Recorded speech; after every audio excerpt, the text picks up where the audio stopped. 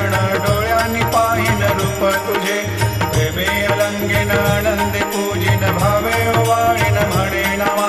त्वमेव माता पिता त्वमेव त्वमेव बंधु सखा त्वमेव त्वमेव विद्या द्रविणं त्वमेव त्वमेव सर्वं मम देवदेव कायेन वाचा मनसेन्द्रियैर्वा बुद्ध्यात्मना वा प्रकृति स्वभावात् करोमि यद्यत् सकलं परस्मै नारायणायति समर्पयामि अच्युतं केशवं रामनारायणं कृष्णदामोदरं वासुदेवं हरिं श्रीधरं माधवं गोपिकावल्लभं जानकीनायकं रामचन्द्रं भजे हरे